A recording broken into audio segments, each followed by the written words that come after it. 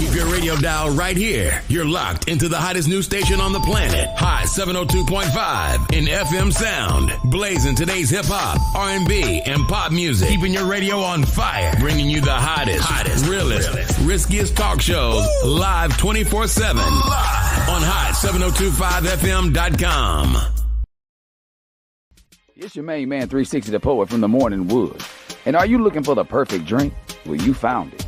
Mimosa Royale is the perfect combination of California sparkling white wine and natural juice that is both tasty and refreshing. No artificial colors or flavors, no sugar added, and it's gluten-free. As the world's first ready-to-drink mimosa, Mimosa Royale is perfect for any occasion, day or night. You no longer have to drink 12 of those seltzers just to get that perfect buzz. At 8% alcohol, Mimosa Royale is the perfect drink to party with. Offered in a variety of flavors and sizes, you are bound to find a Mimosa Royale that you'll love. We have berry, mango, apple, and orange, with more flavors to come. Mimosa Royale is the most award-winning flavored wine that serves in bottles or cans. You can find them online at drinkmimosa.com or find them at your local liquor store. Ask for it by name. Mimosa Royale.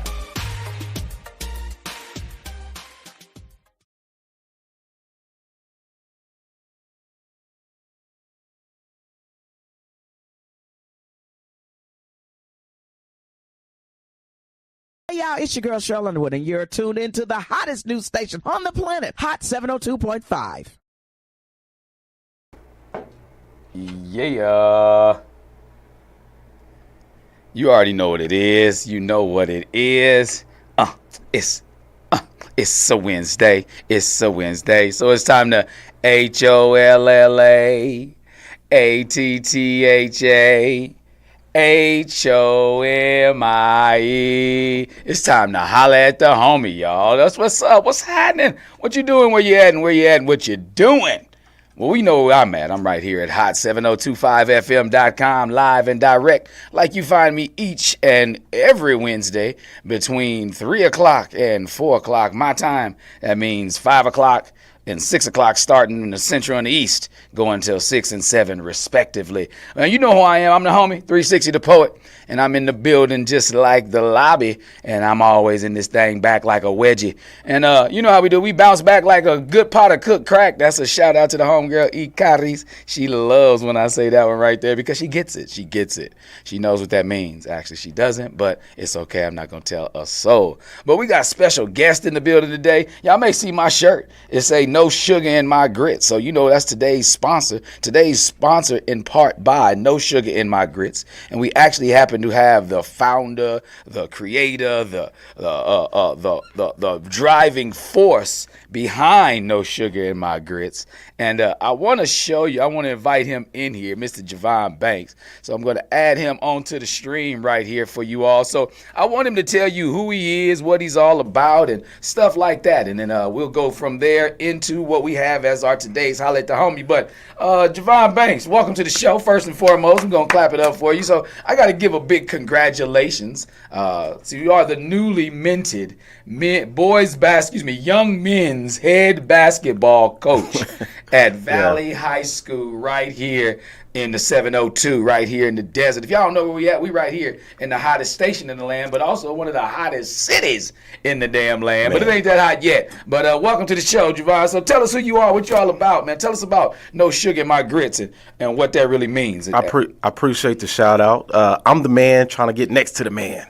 You know what? I'm born and raised here in Vegas, and I'm just, trying to navigate through life like everybody else in their situations. And I just happen to be blessed to be the head coach, as you just stated, at my alma mater, 97 Valley Vikings. Dang, that's real. It's a rich history there from my family. My uncles, two of my uncles, and my aunt. The first McDonald's All-American to come out of there was my uncle, and so I guess it was some Name shoes. Drop. Yeah, the fearless Freddie Banks. There you go, fearless Freddie Banks. Who still holds the record in the Final Four for 10 3-pointers. Dang. Back in '87. So Steph didn't get him at Davidson, huh? No, they didn't get him. So I've seen some players that dropped 10 in regular college games, but this is the Final Four. Four, that's the difference. Yeah, so that's who I am, man. I'm just trying to, I'm a serial entrepreneur. Okay. I like starting things and seeing how they progress and watch them grow. Okay. And so this is no sugar in my grits is another one of my concepts. You know what I mean? So. Yeah, that's where we at. So no sugar in my grits. So what's that mean? 'Cause there's a lot of people out there may be thinking like, well, I want sugar in my grits, or some people like, that's gross. You're not my friend if you got sugar in your grits. Like, you never know. So tell us, what is, you're the driving force behind it, but what made you say this is my statement? And I want, because it's a question grabber. Absolutely. It makes you say like, right, what do so you many mean? Different like ways. so many different ways. Like no sugar in my grits. What does that mean? Like, so tell us a little bit more about what is this movement? Absolutely. I want to say it's twofold, but it's multiple fold. Okay. And obviously we know the great debate. Do you put sugar in your grits? Everybody asks that. And so as a kid, I did. Okay. Put sugar in my grits with butter and all of that. And then what I like to say is when I matured. Okay. Then I tried the shrimp and grits and one of my, I don't even know if it's a love language, but I'm going to call it a love language. One of my love languages is I like to cook for others. Yes. Especially the people that I love and allow them to try my love. Okay. In a sense of food. And so one of the things my dad, may rest in peace, before, he would always tell me, always cook with love. Mm-hmm.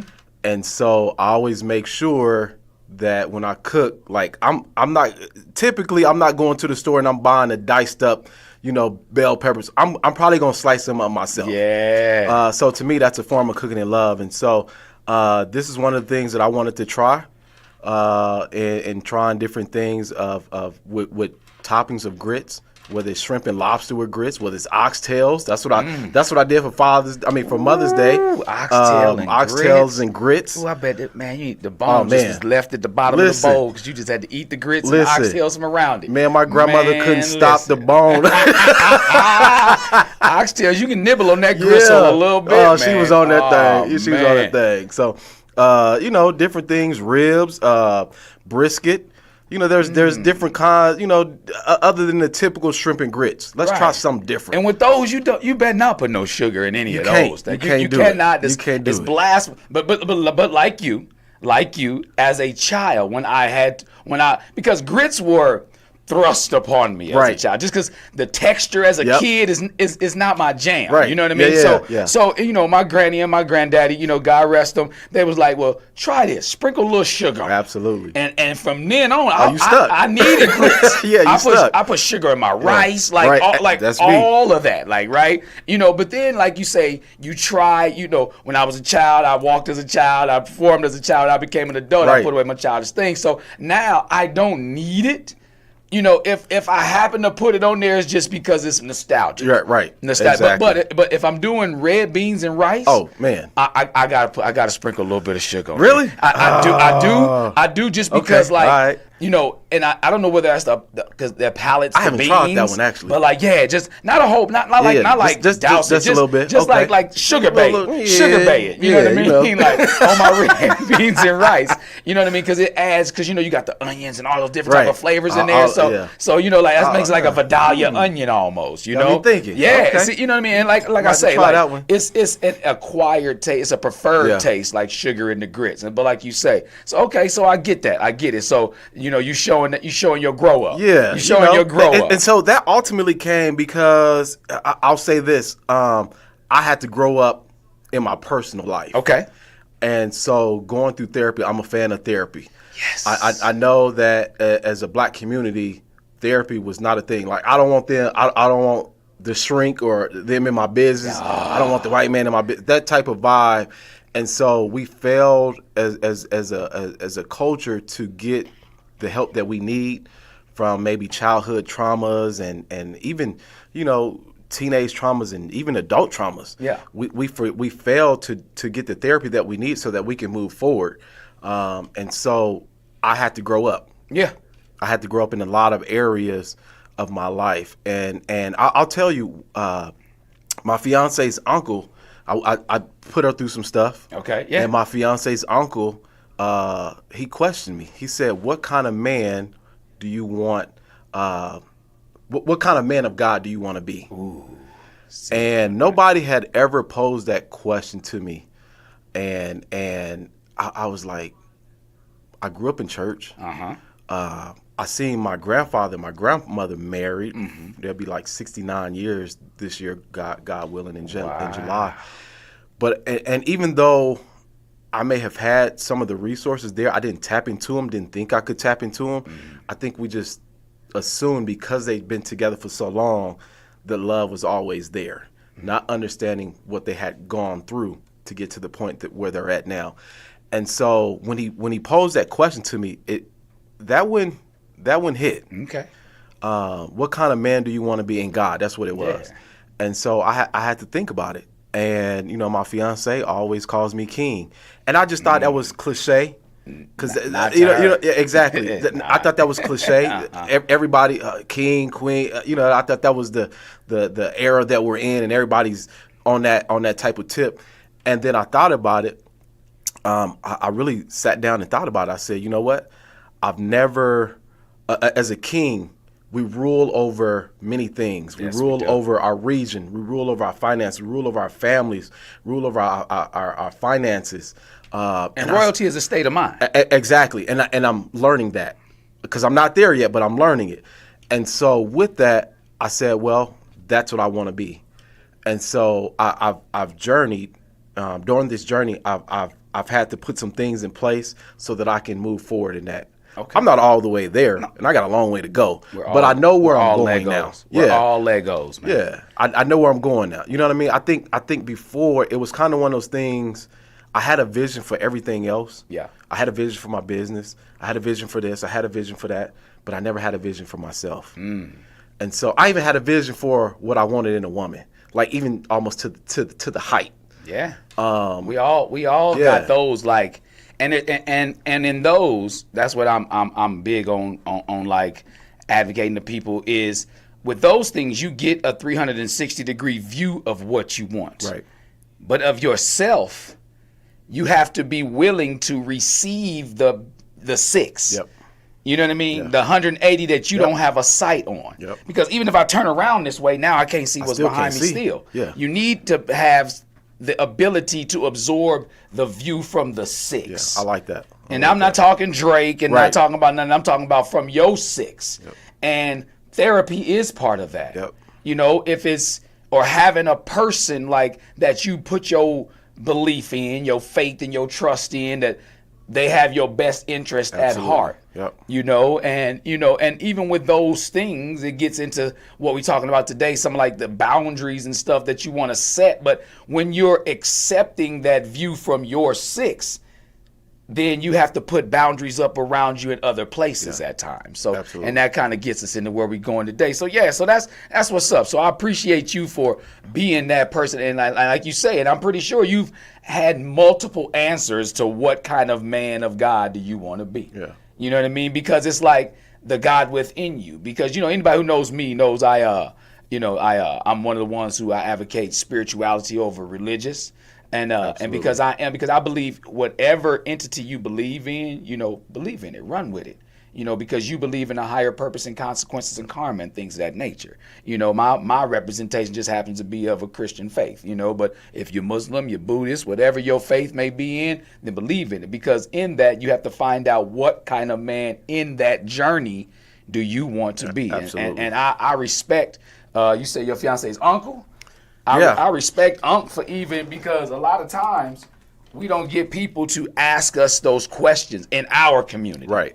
You know what I mean? Right. Because in other communities, they may ask them, but they ask them in a different way. Like, what do you want to be? Like, but with us, you got to get into the core. Well, here's the thing. We all probably grew up in church, like most of us. Like most of us, yeah. And it gave us a foundation, for who we are as a people. And we always assumed, it was always said, go to the altar, get your deliverance, right? And so we just assume if I go up there, and of course, prayer is a big part of the deliverance, right? It helps with discipline. But there's a practical side of it. I can go to the altar all I want to, but if I'm not willing to change and talk to somebody who's a professional about what I need to change, because I don't always know what I need to change. And I don't even Can't know. always see it. Yeah, I don't always, because I'm so engraved into it. I can't see it. And so, and then you don't even think about the childhood traumas that you've dealt with until they're brought to the forefront. So you can't move forward into certain things until you have dealt with the things of the past that are holding you back. Like they say, the old cliche, you can't see the forest because of the trees. Yeah. Yep. You know what I mean? You can't see the whole totality of it because each individual part that's in the way, per se, Yep. you know, and good deal. All right, cool. So y'all know where we are, what we do, and how we do it here. We at right here at hot7025fm.com, and it's Holla at the Homie. It's a Wednesday afternoon right here in sunny Las Vegas, and I'm talking to Mr. Javon Banks. On Instagram, he's at the real Javon Banks. At Facebook, Javon Banks, just regular Javon Banks, right? Yep. The newly minted head coach of his alma mater, Valley High School Vikings. But we're gonna talk, and as y'all know, as each and every week, we've got somebody who writes into us and they talk to us about something that's going on in their chest. Some people that got going on in their chest. Big up to Tavon Greatness Patterson. I see you chiming in. Mr. Al Rich, what's happening? Let me see. And somebody said that shirt is a lie. He got to put sugar in his grits. That's Al. That's it. What's up? Shy Kyler, what's going on? Robert Cool. But yeah, back to the stuff. You know, we got somebody each and every week. They send us in a letter, and I print it out because I don't be fooling with computers and too many at the same time, all these double, triple screens. I've been and got lost and unplugged myself from the Matrix. So we're going to dive into this week's letter. It says, hey, homie, I've been struggling with something that I found that more people than not struggle with as well. I have a difficult time setting personal boundaries with my family and closest friends. Anybody who knows how I operate knows that I love my personal space and my personal time. To the typical person, I don't have any issues with declaring it and claiming it for myself. Only thing is, when it comes down to getting those closest to me to respect those boundaries, things never go according to plan. No matter how much I hem and haw and insinuate to my family that they are tap dancing on my last nerve, it's as either they ignore me or they simply don't get the hint. For the most part, I'm pretty reserved, laid back kind of gal. Okay, so they told us what they were. Don't get me wrong, I can get crunk with the best of them if I get riled up, if I have to, but if I had to be classified as something, it would be more bite than bark. So, and my avoidance of any sort to this confrontation is what I call my attempt to prevent from ruining relationships. What I mean by this is if I go off and snap on the ones that I care about the most in regards to violating my boundaries, I'm not sure how I or we would be able to recover from that. Because I wasn't really blessed with a feelings filter, and once I let the words out, it's like the floodgates open, and I don't know how in the barrage of words or when the barrage of words will stop. So instead of jeopardizing my social and emotional cornerstones, I sit somewhat in silence and continue to hint around the things that I dislike and make me feel metaphorically claustrophobic, with the hopes that the message will be received. That's where you come in, homie. I'm hoping something within your response will ignite a spark in me and assist me with not only the words to say, but also the time in which to deliver it. Sincerely, I need boundaries like a border wall. Oh, man. Wow. So she's talking about her family. Yeah, so she's talking about basically her family. She didn't name anybody. Right. She said the ones closest to her. So her family, her friends, her family, because she put in air quotes. I love people when I love air quotes. Air quotes is like my favorite thing. I love air quotes. And like she said, her family, so it's like the people that are closest to her. And so with that being said, I'm going to let you dive into it. Okay. So in regards to boundaries, right? How do you go about, or what have you found is the most successful routes in setting healthy boundaries? Man, so we're talking about, let's just talk about it in general. Setting boundaries, I would tell you, to be transparent, that is something that I'm still trying to figure out. Mm-hmm. I think as a people, you always want people to like you. Yes. And I think that's part of the problem. And it sounds like that's what she's dealing with as well. She wants to set those boundaries, but she wants her people to still like her and love her for who she is. But ultimately, it's kind of one of those things, you know, the cliche, if you ain't got nothing good to say, then don't say it at all. Yeah. Sometimes you got to take a step back, whether especially when it's close family and friends, take a step back, maybe go off grid for a little bit, ignore them, before you do say something that you can't bring back. Words, life and death are in the power of the tongue. And so I'm a strong believer in the words that we put out can be detrimental to certain things. And so I think we have to be careful with what we say. So, yeah, taking a step back first and foremost to say, okay, let me think about this because maybe I'm angry and I may say something that I don't really mean to say. And a lot of times, even as coaches, we say, don't listen to what we deliver. Don't listen to how we deliver it. Listen to what we deliver. But the problem is, ultimately, we deliver it in a wrong way. And so just human nature, we're going to accept that the way you delivered it. And so I think we got to take that into consideration of how we deliver certain things. And so I think the communication piece is key. Now, if it's somebody, let's talk about, it's somebody you don't need to have boundaries with. I mean, you know what I mean? you need to figure out how to block that person from all sources that that's imaginable. It ain't nothing to cut it. You know what I mean? And so, that's one of the things that I'm learning. You gotta block people, cut people off, as in whatever way that you possibly think they can get a hold of you, because that could be detrimental to your growth as well. But I definitely think how you communicate to those people that you need to set those boundaries with when it comes to family, just communication. Listen, I used to have a thing where I used to think I had to tell you why I'm leaving an event. Why, I figure I had to. Not no more. Yeah, so exactly. So now, like me and my fiance, we have this thing where it's like we have code words too. I'm not gonna even tell y'all what it is. Because you're gonna say it. We're gonna be somewhere. Yeah, we gonna keep it, and they gonna know. Yeah, you know what I mean. Stuff in house. Well, a friend of mine, you say keep something for Jesus. Right, so you know what I mean. So I'll keep it out for Jesus right there. But that's between me and her of what it is. But we have these. So I literally used to think like, okay, let me think of how I'm gonna get out of this event, this situation. Yeah. And you're an adult. And I just, listen, I showed up, I'm out. I don't need an explanation. You don't. But and I think as a people, we wanted that validation. And that was one of the things that I had to deal with and learn in therapy is, a lot of things that I did was because of validation. And I'm still growing that, but I don't need the validation from people to say, hey, it's okay for you to leave or okay to set these boundaries, okay, do this and that. I think we have to grow up from that, of needing that validation. And I think, and I don't want to say, maybe it is a black male thing. Some of us have been beat down a lot in society in some things.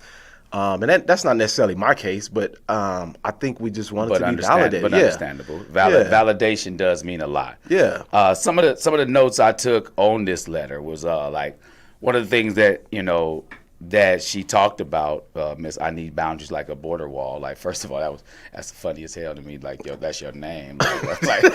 Like damn, that's like, do we need the wall? Right. That's the question. Right. And then, but if you need boundaries, so maybe you don't. Like that right there itself, it threw me off because it was a double entendre in itself, but it was funny, but like at the confusing. But my thing, back to my notes, like what I was saying here is like, do you, like one thing before you go set boundaries, I tell this to anybody, before you set boundaries for anyone else, make sure you know that the ones you're setting apply to you as well. Make sure you can adhere to those boundaries, because like if you're building this boundaries or border wall or what have you, and then you turn right back around and do something that's detrimental to it staying up, then what was the purpose of doing it? Right. You know what I mean? So what was the purpose of having them boundaries? What's up, Dak? What's up, Icarus? What's going on? MVP speaks. But like you gotta ask yourself from time to time, like, do I know what these boundaries totally consist of? And that's one thing. You got to know if you're putting up a wall, what are you fencing in? What are you keeping out? So are you preventing yourself from a certain type of growth just because you don't want somebody else infringing upon your space? That's one thing. Because, I always say, let me give my disclaimer as always. I have not been clinically trained and or educated on being anybody's psychologist, psychiatrist, and or counselor. But what we have done is we've lived life and then also vicariously sponged up some game from others around us, and we spitting it back out to y'all. And like I always tell you, I'm not telling you what to do. I'm just giving you options. Absolutely. You know what I mean? So back, with that being said, like I try to be angels and devils advocate in this all, saying like, make sure before you ask for these boundaries that you're okay with them being thrust back upon you. Right. Not only by the person in which you're putting boundaries up with, but by others who may see you having the ability and the strength and growing from your strength. Steel sharpens steel. We want to each one teach one and reach one. Like if somebody sees your growth and setting boundaries, then they may set somebody else may set some with you. Yeah. So with that being said, make sure that you're ready for the type of isolation that may put you into. If those boundaries aren't really applicable to how you operate and move. Yeah, I think that's the scary part for us is that isolation. Yeah, and they acting funny. You ain't don't worry about me. You know what I mean? Do you? Yeah, do you? Do you? So I think we get I feel like the young lady is afraid that she's gonna lose them and the relationship if she sets those boundaries. Mm-hmm. And again, it's if you set these boundaries, can you accept what's gonna come with it? And you gotta be in a position to where you gotta be like, you know what? I'm going to another level. I don't think any less of y'all, but where I'm going, everybody can't go with me. And so you got to be okay with setting those boundaries and moving up without the people who you may have been around. And maybe over time, y'all reconnect, especially if you're good family and friends. You know what I mean? They got to understand. If you ever had a bond with somebody and that bond wasn't broken, but just relocated, repositioned, you know what I mean? Y'all may have been back to back at one point, right. But at another point, y'all may be fingertips apart. Still on the same team. Right. You just operating in a different space. You and y'all in a different lane than one another. And like that's what she said. Like she didn't want to destroy the relationships or ruin the relationships. But that's one thing you gotta. If we said we gotta rewind back to what we said first. I always tell people communication is a two-way street. Right. Meaning you have to absorb while what you're listening, not listen to respond to what the person is saying. You listen to absorb, take on what they have to say back. There may be a reason in which they thrust themselves upon you. You may be there, if she said here, that they're her social and mental cornerstones, emotional and social cornerstones. Meaning, so if they're your cornerstones, these are people who you rock with, who are part of your foundation. Right. So now, are these boundaries? Are they just getting on your damn nerves? Right. That you got to ask yourself: are they just getting on your damn nerves, or is it something that, and these are real questions. It's like she said, with a normal person, it's no issue with her being able to back up and express what boundaries I need my space. Give me 50 feet type thing. But with the one she cares about and loves the most, it's like, what do I say? And like you say, some smacks you can't take back, but at the same time, you can take it if it's explained. Yeah. I can take somebody slapping me if you're like, well, why you slap? Without going in on them, if somebody I love, I'm like, why you slap me for? If they tell me why, and I'll be like, I might have deserved that slap. Yeah. Mentally, metaphorically, whatever the case may be. But it's like, where I think she's dropping the ball. Where I'm looking at her dropping the ball is she says she hems and haws and hints around it. Because you can't expect people to know what you want. Everybody's not a mind reader. Nobody. Or prophet and all of that. But I think the issue is, like you said, the communication. Yeah. How she presents it. Yeah. And not present it in a way, you got to tell them everything, you know what I mean? But you got to present it into the way where they understand it and where they receive it and y'all can still maintain that relationship. You just may need a break.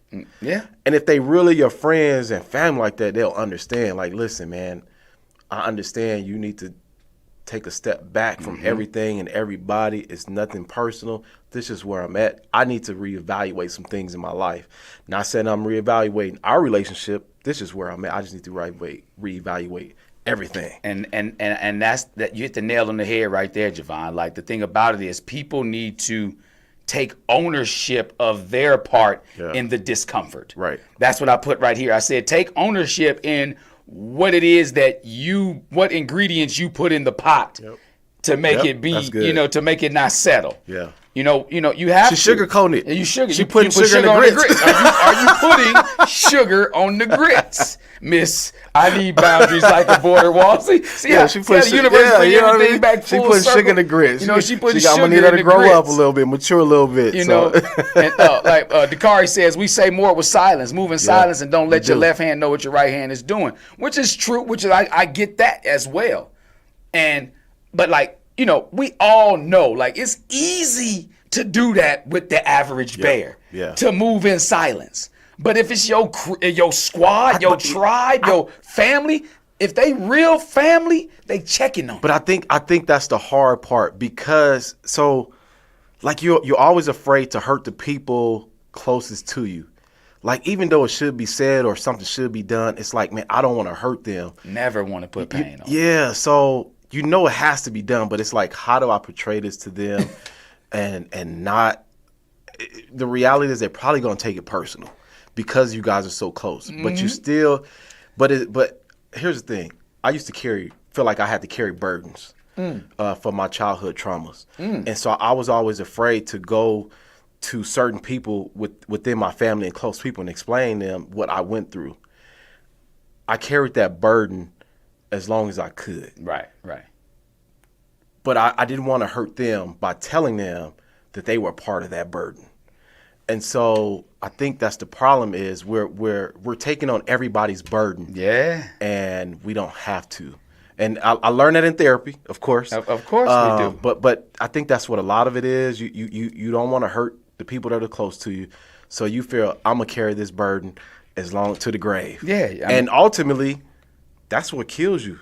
And because you've carried it to the grave, it pushed you further and further down into the grave. Yeah. Because it's on your shoulders, and you trying to stand tall and answer every question possible, right? But then it's like you're not asking the right ones. Like, one of my notes I put down here is, like, she said it started making her feel like metaphorically claustrophobic, right? Mm-hmm.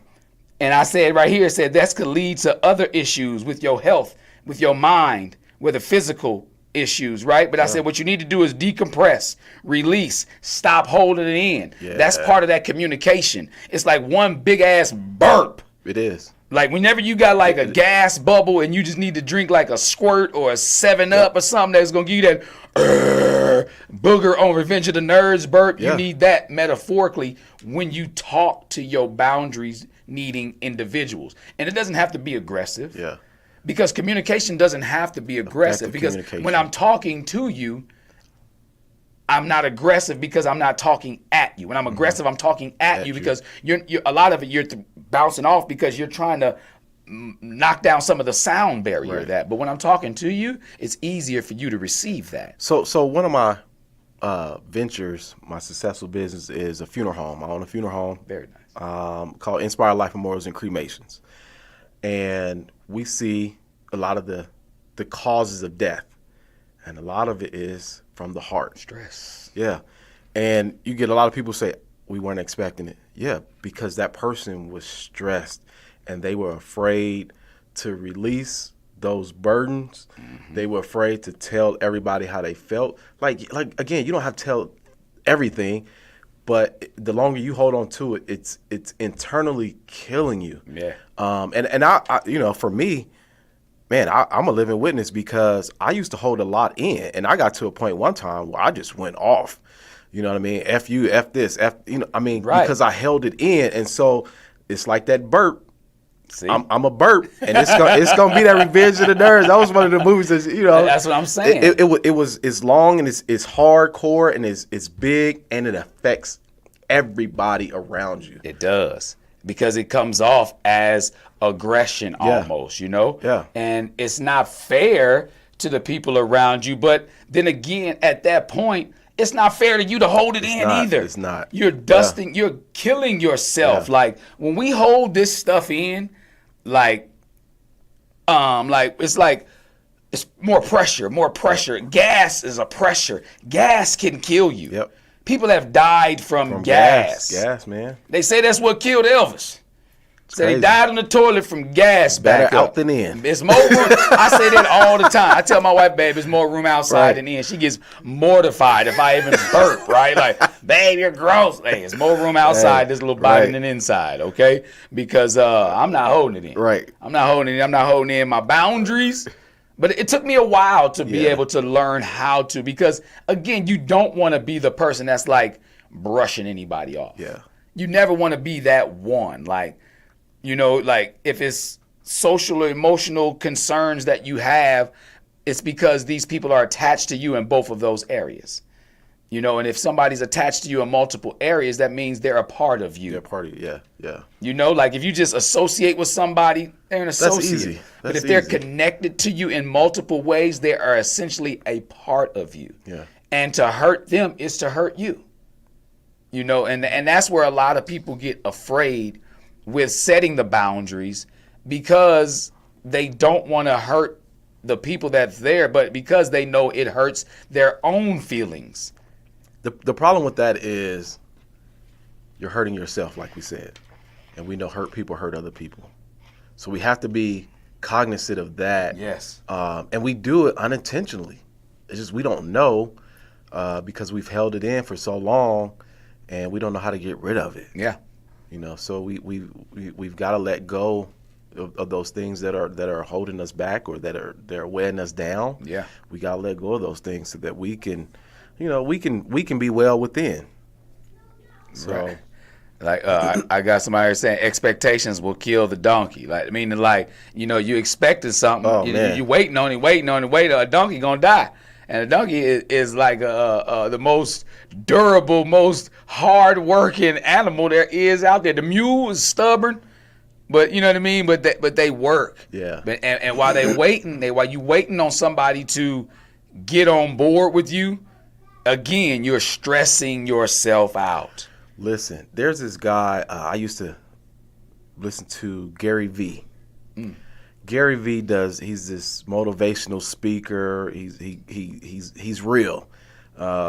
He's himself. He is who he is. And he explained to me, because we all have this expectation of people, even ourselves. Yeah. And so when either we don't meet those expectations or the person that we're associated with doesn't meet that expectation, we have disappointment and hurt. Mm-hmm. And so because of that, I've learned to not necessarily get rid of expectation altogether. Right. But some people, I don't have those same expectations anymore. And so it eliminates or helps eliminate some of the hurt and disappointment that we've gone through in the past. So yeah, expectation can be rough, man. It can. Because that in itself, your expectation is a form of stress. Yeah. You're forcing yourself to wait. Yep. It kind of goes into what we were talking about last week. We were talking about scheduling sex, right? Last week's subject was how do you go about talking to your partner about scheduling sex? And then we start talking about ejaculation control and stuff like that. Those expectations, Right. Tipping it, rimming it, whatever you want to call it, is pressure on your heart. Anything where your blood is flowing, excitement, adrenaline, that's heart stuff. Yeah. So if you're too excited, you know what I mean? I was excited to death. You know what I mean? Yeah. That's real. That's a real thing. That's real. I was scared to death. Yeah. Those are real possibilities. When people say stress can kill you, especially in our community. It's true. Because it's so many internal stresses that we face. And then if we're so fortunate enough to be able to talk to somebody, I'm not even talking about those of us who've gone, and talk to a person outside, a counselor, somebody who actually went to school Right.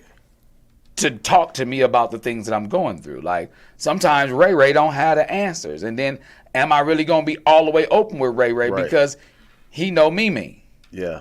You know what I mean? Like, and he gonna tell me, and now her feelings gonna be hurt. Like, these are different things. You don't really open up to everybody that's in your circle that you feel comfortable enough to talk to. So if you happen to have somebody that you can, in my neighborhood, we say, let me breathe on you. If you got somebody that you can breathe on, then that's good. But if you step outside of that and you go get a person and ask them, a non-objective individual. Yeah. They don't have no skin in the game. Some people are like, well, they just gonna tell me whatever to keep me coming back. Well, you the one got to start the conversation. Right. You don't just go sit there at a counselor or therapist and be like, all right, fix my life. Yeah. For me, outside of my fiance and my therapist, I have maybe 2 or 3 people within my close circle that I know their vaults. If they're gonna hold me accountable, and they be like, "Look, man, you effed up," or and I can tell them, "Hey, man, this is how I'm feeling," and it's gonna stay there. At least it has stayed there, right, up to this point. And they're good friends, and listen, they've gone through their stuff, I've gone through my stuff, and we hold each other accountable. And I think that's the problem is we don't. It's a trust issue. Can I trust you? Can I trust my information to you and you not go and tell such and such down the street?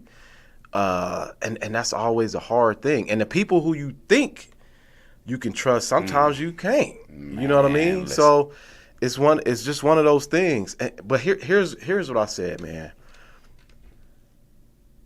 Everybody has to have a Judas in the camp. Elaborate on that. Tell me a little more. If you don't have a Judas, you don't have a promise. I used to preach that all the time. Without a Judas, and let's talk about Bible. If we didn't have Judas, then does Jesus go on the cross? Who points Jesus out? Judas. If we don't have a Judas, I remember Nipsey Hussle said that in one of his albums. Yeah. So if we don't have if you don't have a Judas within your camp, and you don't have to have it all the time. I mean, once you get to a point, you start learning your circles and you start adding wisdom to it. Listen, this ain't looking right. Let me get rid of him before him or her before I get to that point.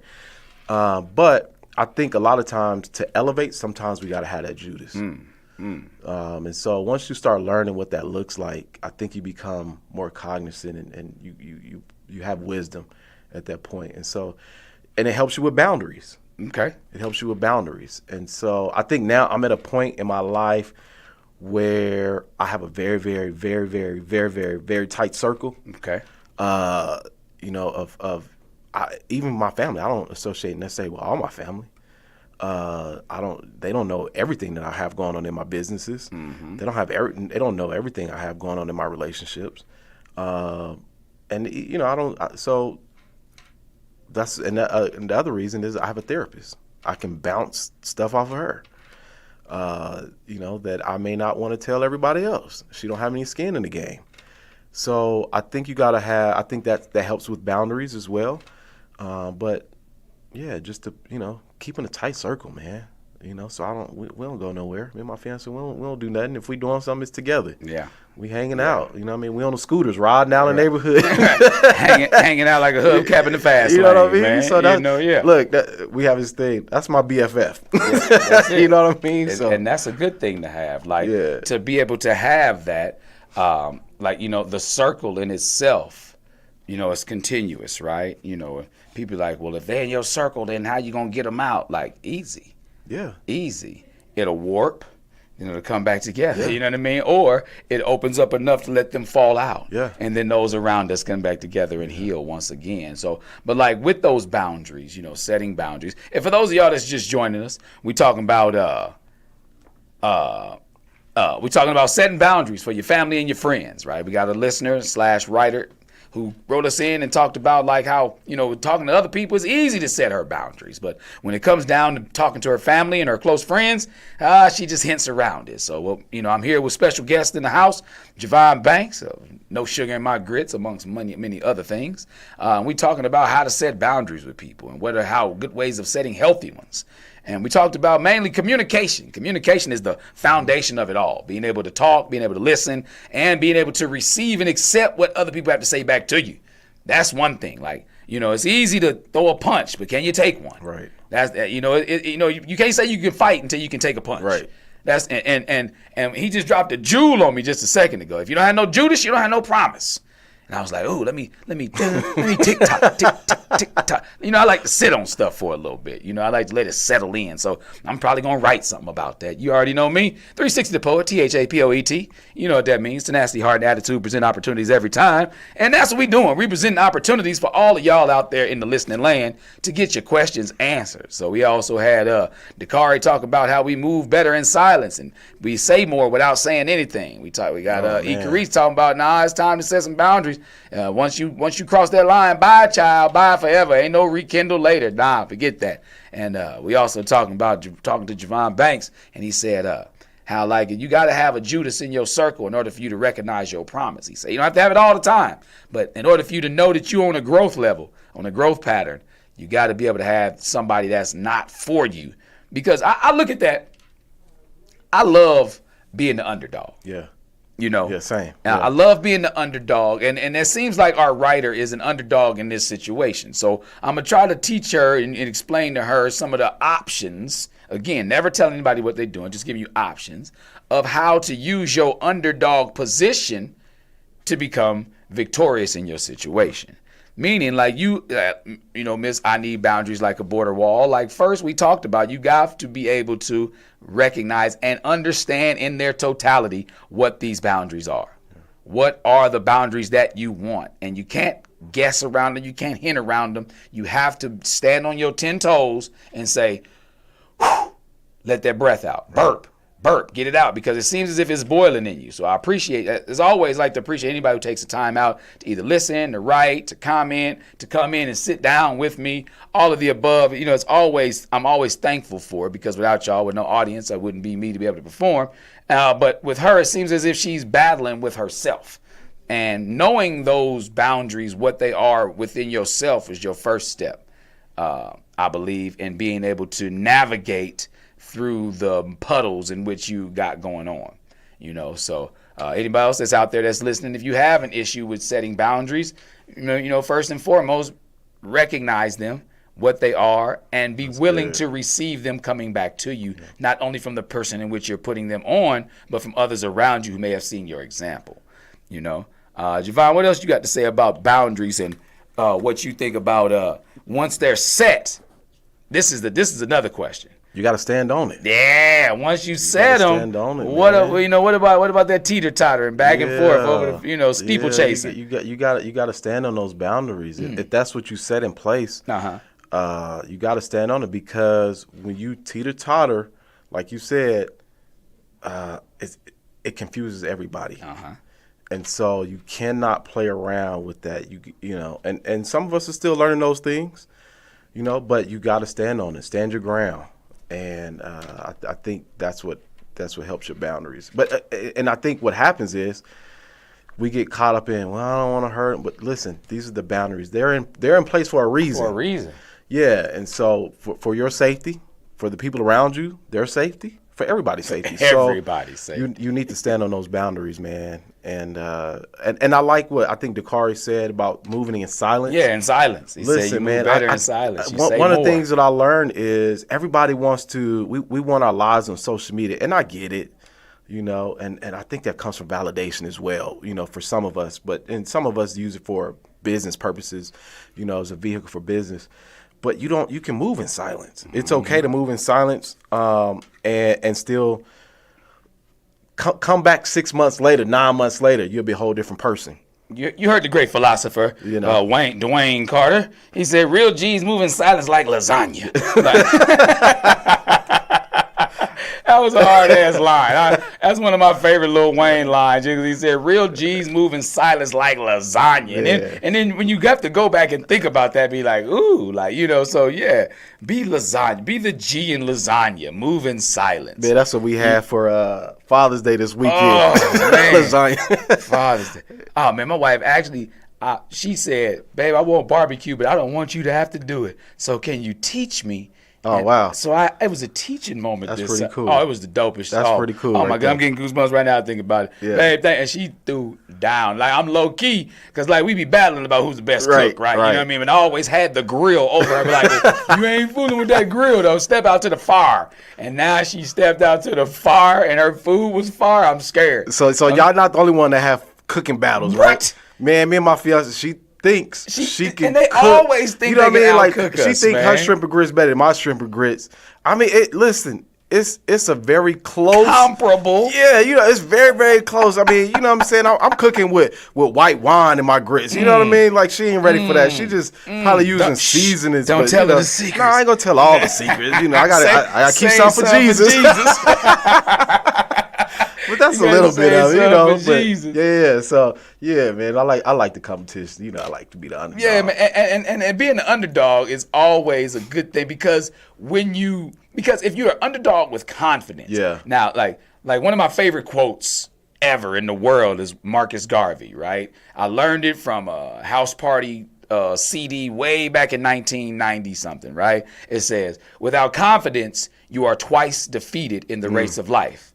But with confidence, you have won even before you have started." Wow. And like that right there, like, so if Yeah. you're an underdog and you got confidence, then that means when your victory is going to seem that much better because you anticipated it. You just didn't expect it. Yeah. You anticipated it. When you're like, when I win, I know. You know what I mean? So your confidence is like you going in expecting to do this, like you anticipating getting this victory, you know, as an underdog. But if you go as an underdog and your tail is tucked, then you become nothing but a footstool. Yeah. You know, I like that. You know what I mean? Like So Miss, I need boundaries like a border wall. I need you to be able to go in there. You may be an underdog in this situation with talking to your friends and family, but if you go in with the confidence, one, willing to absorb when you're conversing. You have to be willing to absorb. If you go in with that and with the confidence, knowing that what you have to say is going to be heard, then you'll be all right. You'll come out barking with the big dogs. I promise you will. You'll come out barking with the big dogs. So, you know, man, it's been cool having you on here, man. Let's not make this the last time you stop in here. Anytime. I'm pretty sure I'll have a couple more subjects to get your thoughts and, you know, interaction on. So before we get you out of here, tell the people where they can find you and tell them a little bit more about you. I know you're an entrepreneur of 7,000 different mans. You know what I mean? So, so what's the term? I forgot it. Master of none. Jack of all trades. Master of none. Yeah, that's me right there. So I just, growing up, playing in basketball camps, never put your eggs in one basket. And I took that to heart. Yeah. And so, I have my main source of income, which is my funeral home, but then I have, some side things and things that I want to see and do in life. And cooking is one. I think my next venture might be, some pop-up restaurant or something like that, what I mean, called No Sugar in My Grits. No sugar in my grits. Listen, matter of fact, when we do it, we're not even going to have sugar in the building. So don't even, y'all, I'm going to need y'all to grow up, when you come to No Sugar in My Grits. But yeah, no, we like to have fun, man. You know what I mean? So you can find me at The Real Javon Banks. That's JEVON Banks at Instagram, and then on Facebook, Javon Banks, just simply Javon Banks. So, man, this has been a treat for me, man. It's been an honor to be on here with you, 360. I appreciate it, man. Like, when we discussed the possibility of it happening, I got excited. You know what I mean? Just so it's because it's always, like I say, it's always good to sharpen your steel with other steel. You know what I mean? So, until next time, we always want to make sure that y'all get us Somebody said my shrimp and grits is better than his, but he's a much better chef than I am. So she conceded the apron title, but the shrimp and grits, she said, nah, bruh, pump your brakes like you're on the freeway at 3:30. But for all those, as always, I appreciate everybody out there that tuned in and tapped in with Holla at the Homie. We here each and every Wednesday from 3 p.m. to 4 p.m. Pacific Standard Time. And as always, until next time, HOLLA. ATTHAHOMIE@gmail.com if you want to make sure you get those letters and stuff in. So until next time, as always, stay safe, peace and blessings. I'll get with y'all in a minute. Gone. That was dope, bro. That was dope.